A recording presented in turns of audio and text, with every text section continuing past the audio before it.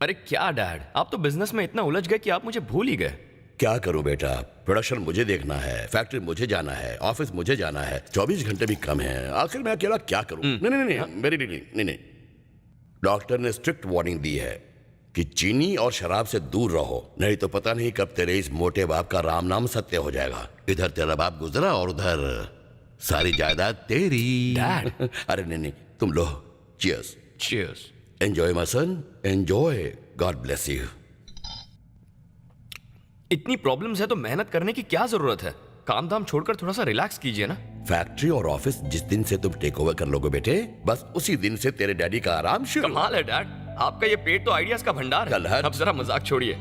आपका ये business take over करके मुझे जिंदगी भर की टेंशन नहीं पालनी है। जमा जमाया बिजनेस है, आखिर सब कुछ तुम्हारा ही तो है। डैड, आपने दादाजी के लिए इस बिजनेस को बढ़ाया, अब आप चाहते हैं कि आपकी खुशी के लिए मैं उसे बढ़ाऊं। अगर इसी तरह हम सिर्फ पैसे कमाने में लग गए तो कमाए हुए पैसों को खर्च करके एंजॉय कौन करेगा?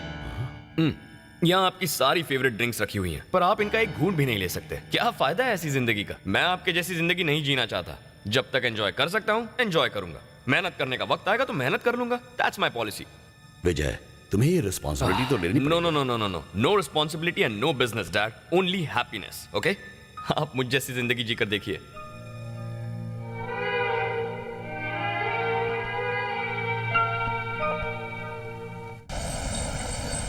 Good morning sir. Good morning Mohan. अरे वो कोरियन कंपनी ने कोटेशन मंगाए थे, मैंने तुमसे वो भेजने के लिए कहा था। वो कोरियन कंपनी का आई एम सॉरी, मैं भूल गया था सर। I am idiot. तुम मेरे रिश्तेदार हो इसलिए मैंने तुम्हें मैनेजर की पोस्ट पर रखा था, पर तुम तो चपरासी के लायक भी नहीं हो। मेरा ब्लड प्रेशर बढ़ा दिया। I am so sorry. बंद करो ये बकवास। Get lost. Good morning sir. Good morning बेटे। इसकी वजह से हमारे क्लाइंट चुप जाएंगे। मैंने वो फैक्स कर दिया। तुमने फैक्स भेज दिया? हाँ। उस कोरियन कंपनी को? You are really great. तुम्हारी ये सिंसियरिटी देखकर तुम्हें मैनेजर बनाने का मन कर रहा है। I like your sincerity. God bless you. I like you. Thank you, sir. I like you.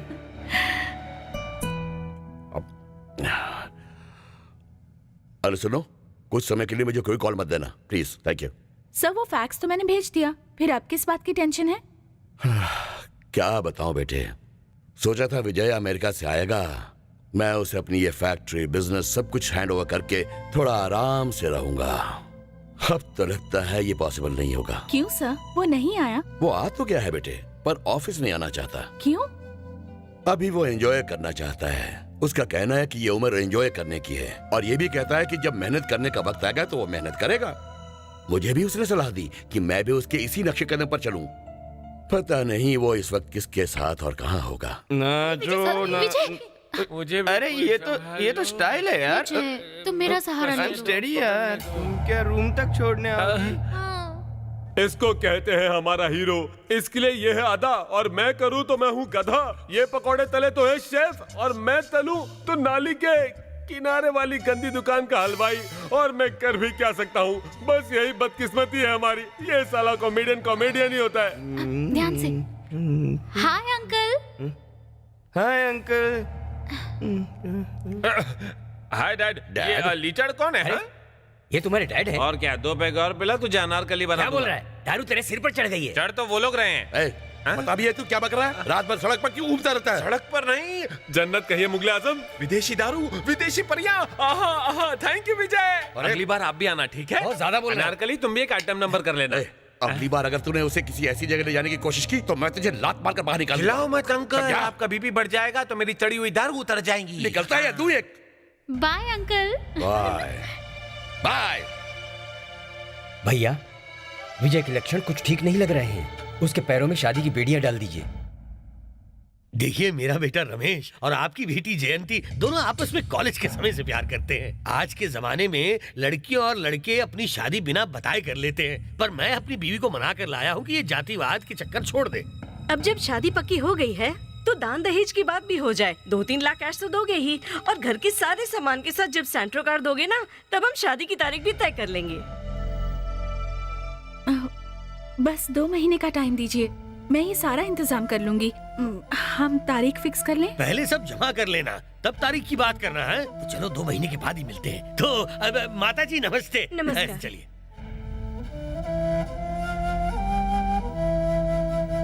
प्रिया, वैसे ही हम 2 महीने से घर का किराया नहीं दे पा रहे हैं। अब हम तैयारी कैसे करेंगे, वो भी सिर्फ 2 महीने में। वो लालची लोग हमसे ये सब मांग रहे थे, तभी तुम्हें मना कर देना चाहिए था। मांगने वाले वो लोग बेवकूफ नहीं है, हमारी लड़की है। अभी तक तो तुम्हारी ही शादी नहीं हुई है, तो हम छोटी की शादी कैसे करवा दें? सोचा है दुनिया वाले क्या कहेंगे? क्या फर्क पड़ता है, यही कहेंगे मुझ में जरूर कोई खोट होगा, तभी मुझे छोड़कर छोटी वाली की पहले शादी हो रही है। जाने दो ना, कर देते हैं। तुम इतनी लापरवाह कैसे हो? फिर बताओ, तुमसे शादी करने कौन आएगा? अपुन है ना, अपुन करेगा। जब मैं तुमसे शादी करने को तैयार हूँ तो किसी और की क्या मजाल जो तुमसे शादी कर ले। क्या बोलती है आंटी? ए, तेरी समझ में नहीं आता? पेपर पे लिख के दूं कि तू इसके लायक नहीं है? अरे तुमको मालूम नहीं अपुन कौन है? 7 टाइम्स मोहल्ला चैंपियन हूँ वेट लिफ्टिंग का। मेरे लेवल का पहलवान तुम्हें ढूंढने से भी नहीं मिलेगा, समझे? प्रिया डार्लिंग, इधर आ। अपन का मस्कल तो देख। ओ, दूर से नहीं दिख रहा होगा, चलो पास आ जाता हूँ। अब दिख रहा है ना? इन डोले शोलों के आगे कोई दूसरा तैयार ही नहीं होगा। इनकी मत सुनना, नहीं तो यहीं सड़ जाएगी। जरा झाड़ू लेकर आना। 7 टाइम्स वेट ये लो। मोहल्ला चैंपियन 7 टाइम्स। देखो ऑफर मत छोड़ना। 7 टाइम्स नमूना कहाँ से पीछे पड़ गया? ये त्रिभुवन लाल भीमजी लाल की इकलौती बेटी है। लेफ्ट साइड से देखो तो बिल्कुल हेमा मालिनी जैसी दिखती है। धर्मपाजी हमें पीटेंगे। रामू। मतलब इसे कहिए हीरोइन टाइप की लड़की ना दिखाए। विजय के लिए कोई घरेलू लड़की चाहिए जो उसे संभाल सके। तो ये जयललिता कैसी रहेगी? ये क्या डैड, कंपनी के ऐड के लिए मॉडल्स देख रहे हैं आप? नहीं बेटे, दुल्हन देख रहा हूँ। दुल्हन किस लिए डैड? तुम्हारे लिए। अच्छा, तो यहाँ शादी की तैयारियां हो रही हैं। तू तो गया बेटा। तिवारी जी, एल्बम से दिखा दीजिए, खुद सेलेक्ट कर लो। हाँ जी, मेरे पास सिर्फ गांव की छोरी नहीं, फॉरेन की गोरियां भी हैं। आउट। अरे बेटे, आप चुप रहिए dad. Out means get out of here. इसका मतलब? ओए निकल ले। डैड, आप खामखा मेरी शादी के लिए परेशान हो रहे हैं। मेरा शादी करने का कोई इरादा नहीं है। अभी नहीं या कभी नहीं करनी? डैड, आज हमारी जनरेशन के पास मन बहलाने के लिए ईमेल, इंटरनेट, चैटिंग, फेसबुक, कितनी सारी चीजें हैं। उसके लिए शादी करके लाइफ बर्बाद करने की क्या जरूरत है? और लिविंग रिलेशंस के जमाने में शादी का बंधन, वो क्या कहते हैं उसे, स्पीड ब्रेकर की तरह है। हाँ प्लीज मुझे एंजॉय करने दीजिए। अरे देखो, नहीं शादी नहीं नहीं नहीं, नहीं है। प्लीज, मैं आपकी ये शादी की बात बिल्कुल नहीं मानने वाला। विजय, विजय प्लीज, विजय।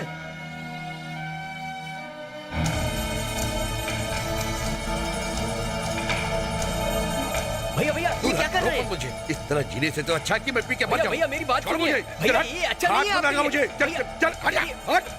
डैड डैड चल ये छोड़ मुझे। आपके लिए विजय, तू बीच में मत पड़ा। मैं अकेला ही रहा हूँ और अकेला ही मरूंगा। डैड छोड़िए। डैड, आपकी बॉडी की कंडीशन ऐसी है कि आप शराब की एक भी बूंद बर्दाश्त नहीं कर पाएंगे। ये जहर है आपके लिए। भूल जा, जहर से बुरा तो वो दुख है जो शादी न करके तू मुझे दे रहा है। मेरे दिल पे क्या गुजर रही है वो तू क्या जाने। मुझे मत जाने दो प्लीज। विजय। डैड, आप अपनी ये शादी की जिद, बस आप ये जिद छोड़ दीजिए डैड। इसके अलावा आप मुझसे जो भी करने को कहेंगे मैं कर लूंगा। अरे भूल जा, एक रिक्शा वाला भी जो दिन रात मेहनत करके 100-200 रुपए कमाता है, वो भी अपने बेटे की शादी करके ढेर सारी खुशियां पाता है। और तेरा बाप अरबोपति है, जिसकी फैक्ट्री है, बिजनेस है, बंगला है, कार है, सारे ऐशो आराम है। पर इन सब का क्या फायदा? मैं अपने बेटे की शादी की इच्छा भी पूरी नहीं कर सकता, घर का चिराग पाने की उम्मीद नहीं कर सकता, अपने पोते पोतियों को भी नहीं खिला सकता। तो ऐसी जिंदगी जीने का क्या फायदा? एक तन्हा जिंदगी।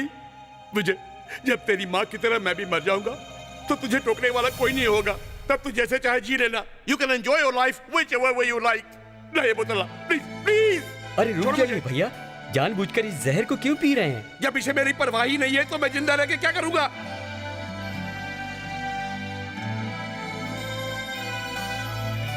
डैड, मैं शादी के लिए तैयार हूं। डैड, आप जो लड़की पसंद करेंगे मैं उससे शादी कर लूंगा, पर मेरी एक शर्त है। वो शर्त यह है कि मैं बस 1 साल के लिए शादी करूंगा। बस 1 साल के लिए? अगर 1 साल के लिए मैं अपनी शादीशुदा जिंदगी से खुश रहा तो फिर मैं उसी लड़की के साथ आगे की जिंदगी बिता लूंगा, वरना वरना डिवोर्स। ऐसी बेवकूफी भरी कंडीशन पर कौन लड़की तैयार होगी? मैं शादी उसी लड़की से करूंगा जो ये शर्त मान लेगी, वरना शादी की बात ही मत कीजिएगा, ठीक है?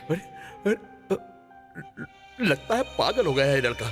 कोई अकल की अंधी ऐसी शर्त मानकर इस लड़के से शादी करने को तैयार होगी। ऐसी बात नहीं है, बल्कि वो लड़की अक्ल की अंधी नहीं होनी चाहिए। इसकी अक्ल ठिकाने लाने के लिए कोई ऐसी लड़की चाहिए जो इससे ज्यादा अक्लमंद हो। लेकिन ऐसी लड़की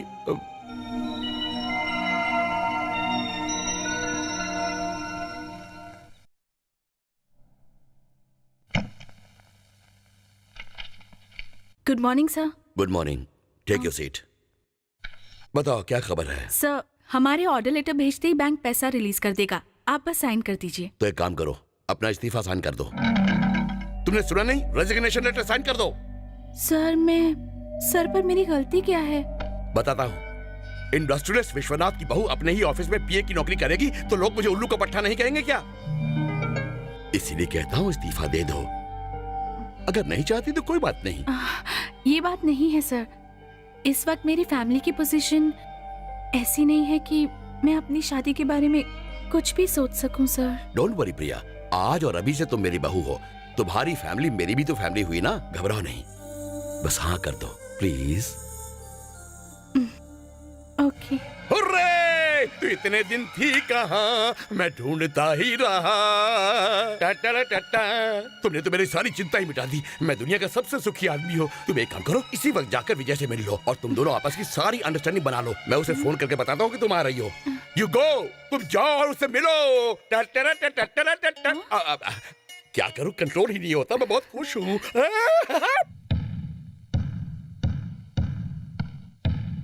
एक्सक्यूज मी। प्रिया, यस। आ जाओ। डैड ने फोन करके बताया था। छोटा नाम सुनकर मैंने सोचा कि लड़की भी छोटे कपड़ों वाली होगी। कोई बात नहीं, तुम्हें इस तरह साड़ी में देखकर मुझे अपनी माँ की याद आ गई। वैसे तुम्हें हमारी अग्रीमेंट के बारे में तो पता है ना? कैसी अग्रीमेंट? हमारी मैरिज अग्रीमेंट। Marriage agreement? उन्होंने तो कुछ नहीं बताया। घबराओ मत, सिंपल कंडीशन है। देखो, हमारी शादी बाकी आम शादियों जैसी ही होगी, लेकिन हम पति पत्नी होंगे सिर्फ 1 साल के लिए।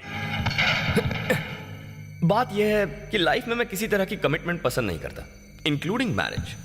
और अगर इस 1 साल में तुम पसंद आ गई और मुझे ऐसा लगा कि तुम्हारे साथ पूरी जिंदगी बितानी चाहिए, तो मैं अग्रीमेंट कंटिन्यू करूंगा। That's my condition.